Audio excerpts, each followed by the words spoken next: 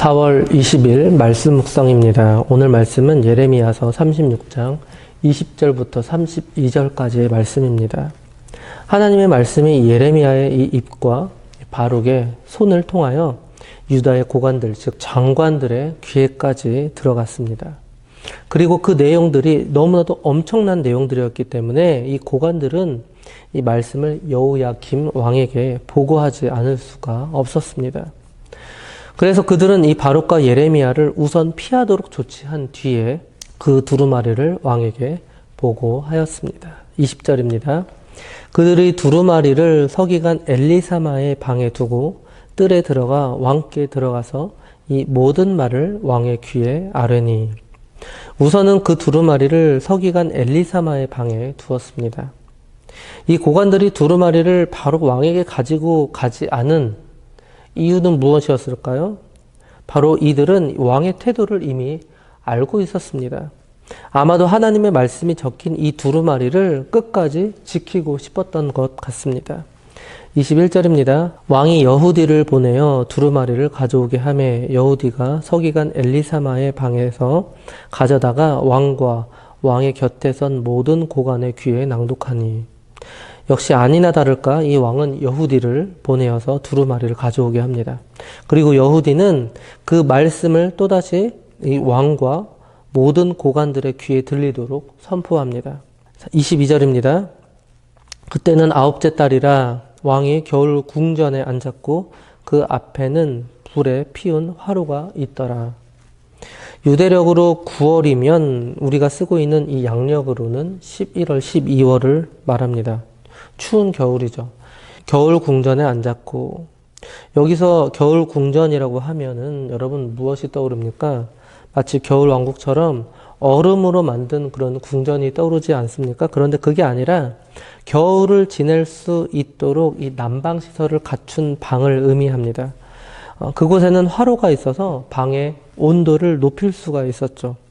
만약에 이 말씀이 드라마나 또는 영화로 표현되었다면 아마도 이 카메라 앵글이 불이 활활 타오르는 그 화로를 잡고 있지 않을까 싶습니다. 그래서 이 여후디가 읽고 있는 이 두루마리가 곧 화로 안으로 들어가 태워질 운명의 노임을 미리 보여줄 수도 있을 것 같습니다. 23절입니다. 여후디가 서너 쪽을 낭독하면 왕이 면도칼로 그것을 연하여 베어 화로불에 던져서 두루마리를 모두 태웠더라.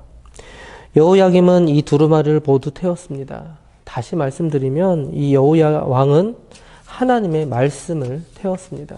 이 왕은 왜 이리 무모한 행동을 했을까요? 아마도 이 여호야김 왕은 그렇게 함으로써 하나님의 말씀을 무력화시킬 수 있다고 생각했던 것 같습니다.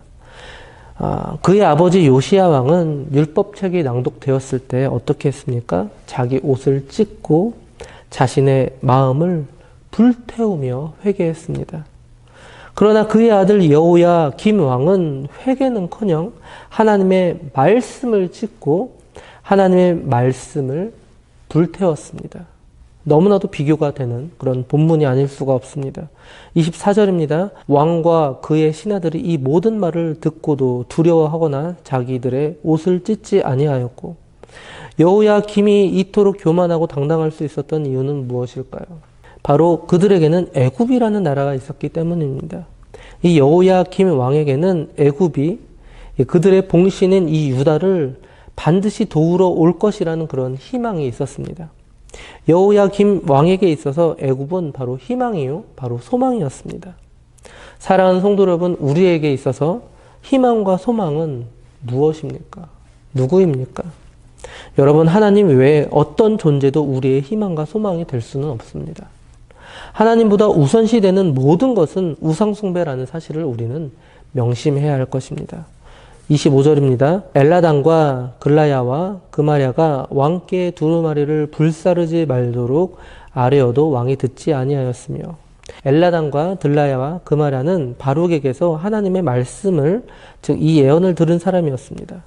특히 이 엘라단은 어제도 말씀드렸지만 이 예언자 우리야를 죽이기 위해서 애굽으로 내려갔던 사람이었죠.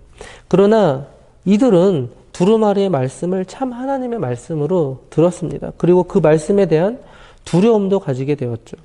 그래서 위험을 무릅쓰고 이 왕의 잘못된 행동을 막으려 애쓰는 모습도 보여주었던 것 같습니다. 사랑하는 성도 여러분, 이 25절을 통하여서 우리는 알 수 있습니다. 정말 두려워해야 할 대상이 무엇인지, 누구인지를 우리는 알 수가 있죠. 눈앞에 보이는 현실 또는 어떠한 대상이 우리를 두려움으로 몰고 갈 수는 있습니다. 하지만 그보다 더 두려워해야 할 대상이 있음을 우리는 명심해야 합니다. 여호와 하나님만이 진정으로 우리가 경외해야 할 그런 대상입니다.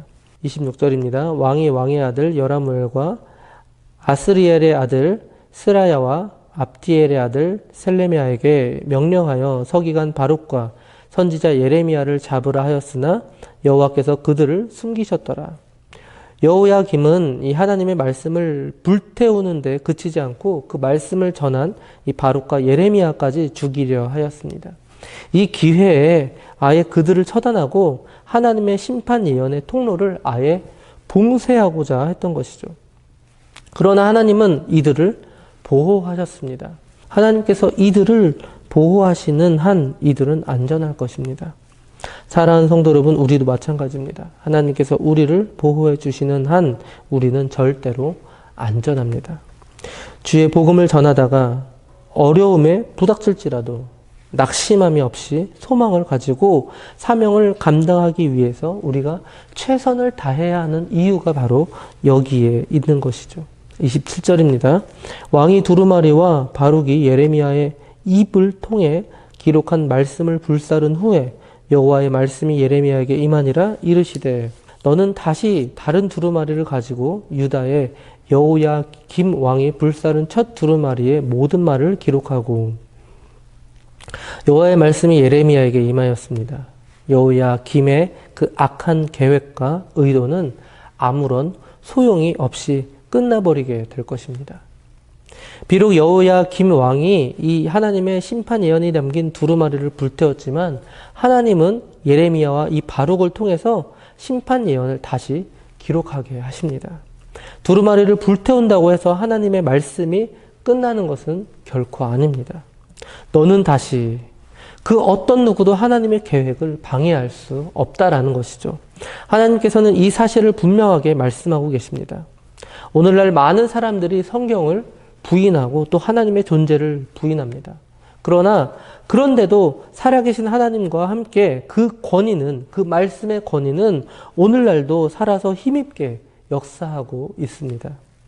하나님의 말씀은 오늘날 이 시간에도 성취되고 또 미래에도 앞으로도 계속해서 힘있게 성취될 것입니다. 29절입니다. 또 유다의 여호야김 왕에 대하여 이와 같이 말하기를 여호와의 말씀에 내가 이 두루마리를 불사르며 말하기를 내가 어찌하여 바벨론의 왕이 반드시 와서 이 땅을 멸하고 사람과 짐승을 이 땅에서 없어지게 하리라 하는 말을 이 두루마리에 기록하였느냐 하도다. 두 번째 기록된 이 두루마리 말씀의 내용입니다. 여기에는 처음 두루마리에 기록되지 않은 내용까지 적히게 됩니다.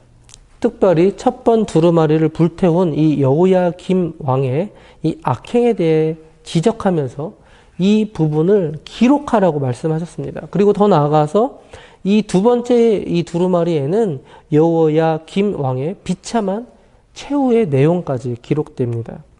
30절입니다. 그러므로 여호와께서 유다의 왕 여호야김에 대하여 이와 같이 말씀하시니라 그에게 다윗의 왕위에 앉을 자가 없게 될 것이요 그의 시체는 버림을 당하여 낮에는 더위 밤에는 추위를 당하리라. 그에게 다윗의 왕위에 앉을 자가 없게 될 것이요 즉 여호야김의 이 죄악과 불순종으로 말미암아 그의 후손 중에 왕위 계승자가 없을 것이라는 뜻입니다. 실제로 그의 아들 여호야긴이 왕이 되긴 하지만 그는 무려 석 달 만에 바벨론의 포로로 잡혀가게 될 것입니다.